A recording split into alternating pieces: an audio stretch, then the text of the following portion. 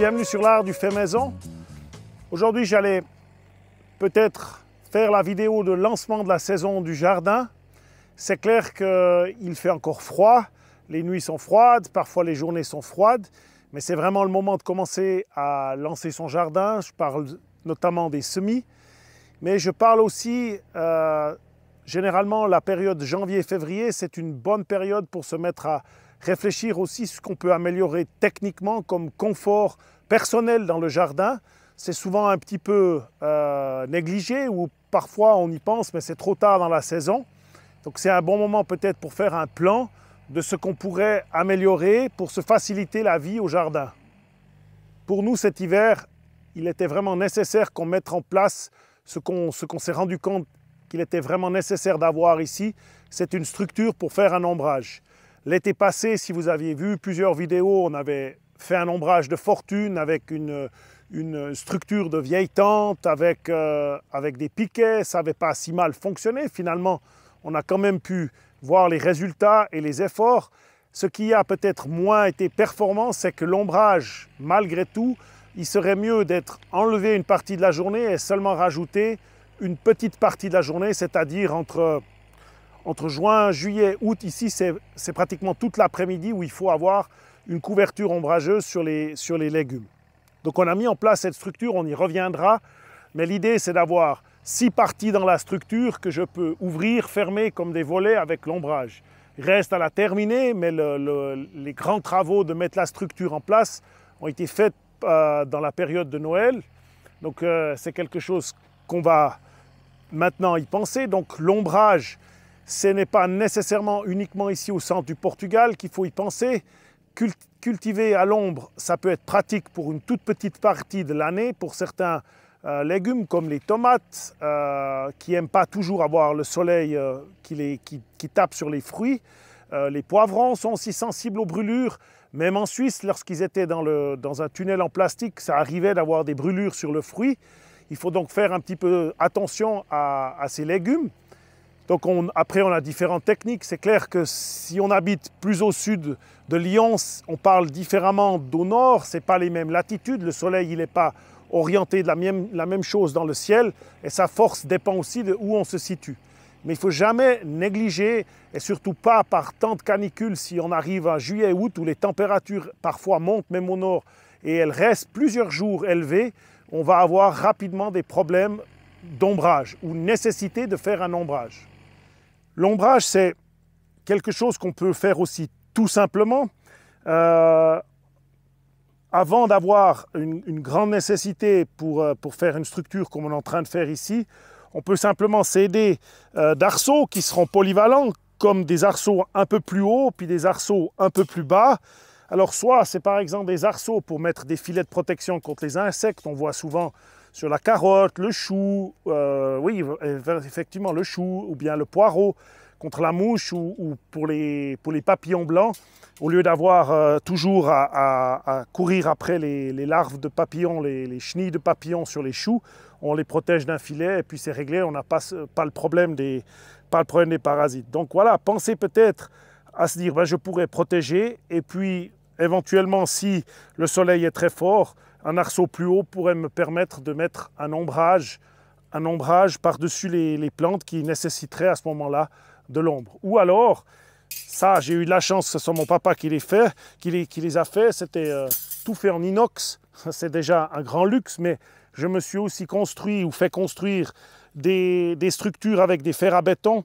Et j'ai dans l'idée de continuer cette année de faire 2-3 choses avec les fers à béton, déjà à cause du niveau du prix, même s'ils rouillent, ce n'est pas quelque chose qui va se casser rapidement, donc il ne faut pas avoir peur de cette partie rouille, c'est juste pas très agréable à la vue, mais ça ne va pas détériorer ces fers à béton, je serai déjà mort avant qu'ils soient raides. Ça c'est une structure qui avait été pensée pour faire grimper des haricots, pour donner de la hauteur au jardin, mais elle peut aussi très bien être utilisée pour faire une petite boîte.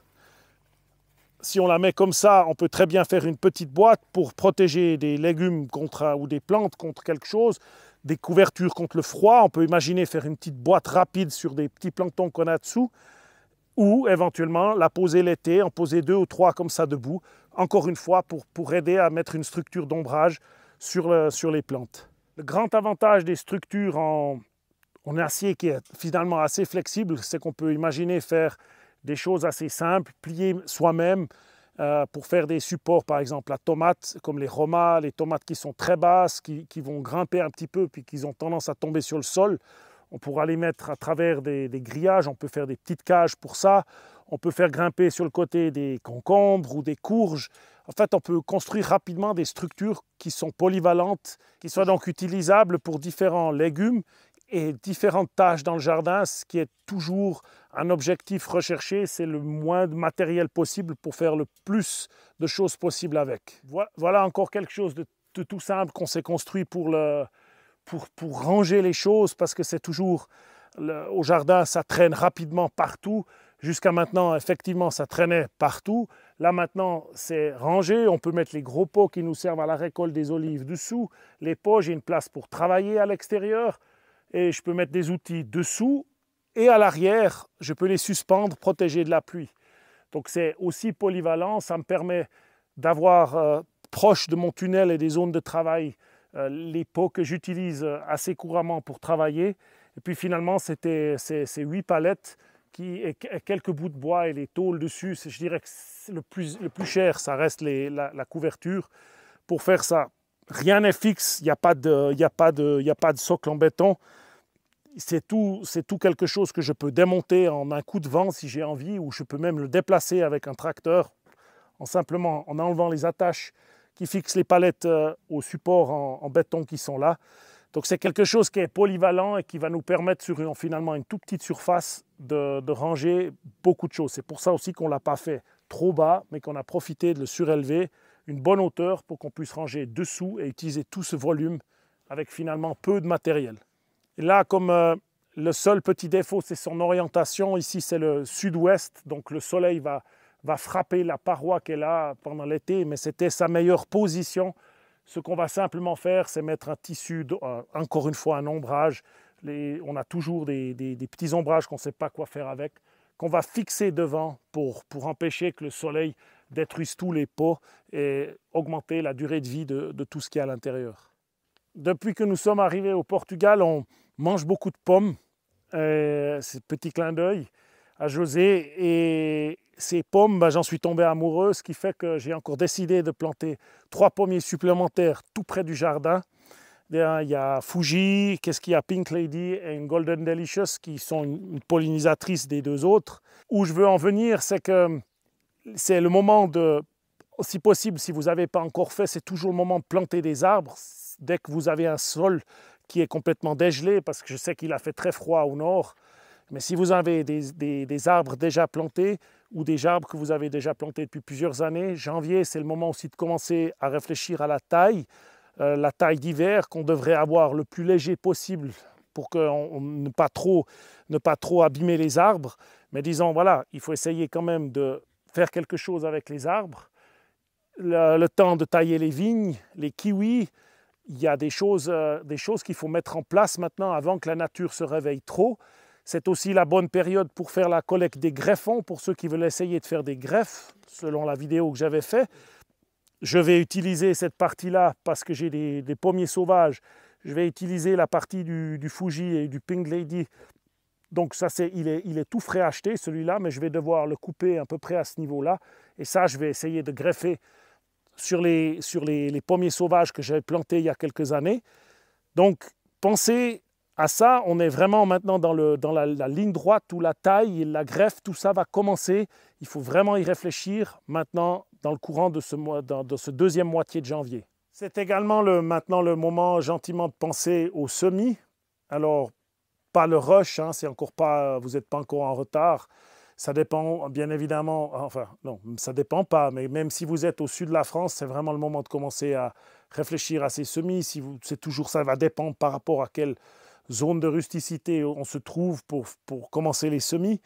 Mais ce qui est sûr, c'est que faites un tour dans vos graines, dans votre stock, dans vos semences. Est-ce que vous avez tout? Est-ce qu'il vous manque quelque chose? C'est aussi le moment de s'y prendre pour éventuellement faire des commandes. Ensuite, les semences qu'on peut faire à tout moment, peut-être même maintenant, ce sont les salades. Là, je viens de mettre dans plusieurs morceaux à peu près 150 salades. Il y en a d'autres en route. Il va falloir que les plantations s'enchaînent. Chez nous, le jardin va vraiment partir ces toutes prochaines semaines. Donc, il faut avoir quelque chose pour... c'est bien d'avoir à disposition des choses à mettre au sol. Quand on récolte, de pouvoir replanter directement. Donc, la succession des plantations, c'est important. Et puis, 12 à 14 semaines avant de mettre en terre les poivrons, les aubergines, je dirais que maintenant c'est gentiment le moment, fin janvier, de commencer poivrons, aubergines. N'oubliez jamais que si vous êtes fan de céleri, soit le branche, soit le céleri pomme, c'est quelque chose qui prend du temps aussi. On l'oublie souvent, on le sème toujours trop tard parce qu'il est très très lent à la germination ainsi qu'à la croissance. On pourra bientôt semer des oignons. Ici, ils sont déjà semés. Il faut d'ailleurs il va falloir que je les transplante, etc., pour qu'ils puissent grandir. Une fois que le printemps est là, le but, c'est quand même pas d'être tout le temps en train de courir après. C'est bien de pouvoir prendre de l'avance. Alors, ce qui est aussi important, c'est clair que les semis ici sont protégés dans la serre. La nuit, ceux qui restent, ils n'ont pas besoin nécessairement de plus de chaleur que ça. Et ceux comme les aubergines et les poivrons, ils viennent la journée ici dans la serre parce qu'il doit bien faire 30 ici en ce moment, voire plus. Et puis, donc on est déjà en fin d'après-midi et ils dorment avec nous ils ne dorment pas avec nous, mais ils dorment dans la maison, à la cuisine, toute la nuit parce que le poivron, là, maintenant, ça fait 13 jours que je les ai semés et je vois les premiers sortir. Il faut de la patience, ça prend du temps. Ne pas s'y prendre trop tard parce que tout d'un coup, on a un petit problème et on ne peut plus rattraper ce temps si on a un tout petit problème et qu'on n'a pas planifié justement un petit peu d'avance. Et puis comme d'habitude, si ce n'a pas été fait avant l'hiver ou si ça a été fait en partie et que ce n'est pas possible de le faire partout parce qu'il y avait des plantations dans les serres, préparer les sols, mettre quelque chose, mettre sous les plantes. Maintenant, tous les morceaux dans la serre, ils n'ont vraiment plus été touchés. Ça fait 2 ans, je les ai fait, jamais retournés. Mais maintenant, la matière organique que je mets au sol, elle commence à payer. Je vois que ces choux de Bruxelles sont vraiment beaux. Enfin, beaux par rapport à ce que je pourrais espérer. Et que ça commence à payer aussi. Mon sol commence à être beaucoup plus généreux. Et voilà, donc occupez-vous bien de votre sol, pensez-y. Si vous avez besoin, par exemple, de fumier pour le printemps, prenez des contacts avec l'agriculteur voisin. Faites ces démarches maintenant pour ne pas toujours être tout d'un coup en retard et pris de court.